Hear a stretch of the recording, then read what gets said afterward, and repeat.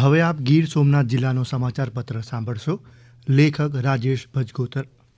ગીર સોમનાથ જિલ્લામાં ભારે ઉનાળાની ગરમી બાદ હાલ વરસાદ વરસતા લોકોને ઠંડીનો અહેસાસ થઈ રહ્યો છે. જિલ્લામાં વરસાદનું આગમન થતાં સૂત્રાપાડા તાલુકામાં અત્યાર સુધી 451 મિલીમીટર વરસાદ નોંધાયો, જ્યારે પાટણ વેરાવળમાં 358, કોડીનારમાં 171, તલાડામાં 110, ઉનામાં 101 અને ગીરગઢડામાં 38 મિલીમીટર વરસાદ નોંધાયો. ભારે વરસાદને પગલે જિલ્લાના અનેક નીચાણવાળા વિસ્તારોમાં પાણી ભરાઈ જતાં જનજીવન પ્રભાવિત થયું છે, તો અનેક માર્ગ પર પાણી ફરી વળતા વાહન વ્યવહારને પણ અસર થઈ છે. વહીવટી તંત્ર દ્વારા પરિસ્થિતિ પર સતત નજર રાખવામાં આવી રહી છે. દરમિયાન નાગરિકોને બિનજરૂરી બહાર ન નીકળવા, નદી નાળાઓથી દૂર રહેવા અને તંત્રની સૂચનાઓનું પાલન કરવા અપીલ કરવામાં આવી. પ્રથમ જ્યોતિર્લિંગ શ્રી સોમનાથ મહાદેવના સાનિધ્યમાં દેશ વિદેશના ભક્તો દ્વારા મહાદેવ દાદાને અનેકવિધ પ્રસાદ અને મનોરથ અર્પણ કરાય છે. પરંપરાગત રીતે પ્રતિવર્ષ ભીમ 11 જેઠ સુદ એકાદશીના પવિત્ર અવસરે સોમનાથ દાદાને ફળોના રાજા ગણાતી કેસર કેરીનો ભવ્ય શૃંગાર કરાય છે.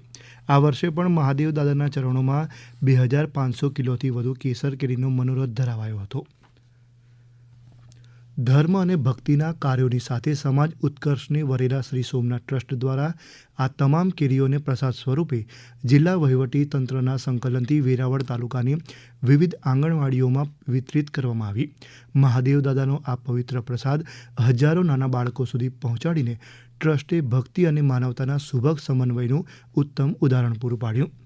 ઘૂઘવાતા અરબી સમુદ્રના કિનારે આવેલા પ્રથમ જ્યોતિર્લિંગ સોમનાથ મહાદેવ મંદિરના પટાંગણમાં ગુજરાત વિધાનસભાના નાયબ મુખ્ય દંડક જગદીશ મકવાણાની અધ્યક્ષતામાં જિલ્લા કક્ષાના આંતરરાષ્ટ્રીય યોગ દિવસની ઉજવણી કરવામાં આવી.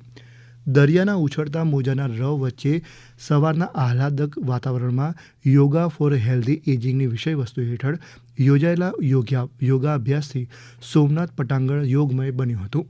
આ પ્રસંગે શ્રી મકવાણાએ કહ્યું હતું કે યોગ એ માત્ર એક દિવસનો કાર્યક્રમ, વ્યાયામ અને આસન ન બની રહેતા મનુષ્ય જીવનના સમગ્ર જીવન દર્શનને જોડતો એક ભાગ બની રહે છે. પ્રગતિના પ્રવેશોત્સવની વિષયવસ્તુ સાથે રાજ્યભરમાં પ્રવેશોત્સવ અને કન્યા કેળવણી મહોત્સવની શરૂઆત થઈ હતી.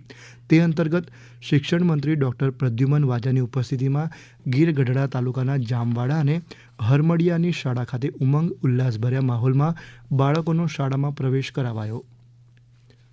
શિક્ષણ મંત્રીએ બાળવાટિકા ધોરણ 1, 9 અને 11માં નવા પ્રવેશ મેળવતા ભૂલકાઓ અને બાળકોને શૈક્ષણિક સામગ્રી આપીને ઉત્સાહભેર શાળામાં આવકાર્યા હતા.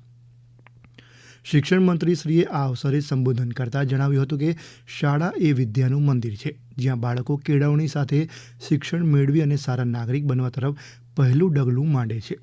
નાગરિકોને જમીન, દફતર સંબંધિત સેવાઓ વધુ સરળ, ઝડપી અને નજીકના સ્તરે ઉપલબ્ધ થાય તે માટે વેરાવળ શહેર અને ગ્રામ્ય, તાલાળા, સૂત્રાપાડા, કોડીનાર, ઉના, ગીરગઢડા ખાતે જમીન દફતર નિરીક્ષક વર્ગ 2ની 7 નવી તાલુકા કક્ષાની કચેરીઓ કાર્યરત કરવામાં આવી છે.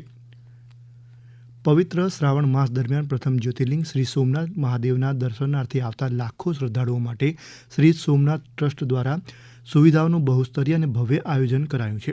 આ વર્ષે ભક્તોનો ઉત્સાહ એટલો છે કે શ્રાવણ શરૂ થવાના 1 માસ પૂર્વે જ આખા મહિનાના તમામ દિવસ માટે પાઘ પૂજા અને છેલ્લી ધ્વજા પૂજાઓ બુક થઈ ગઈ છે.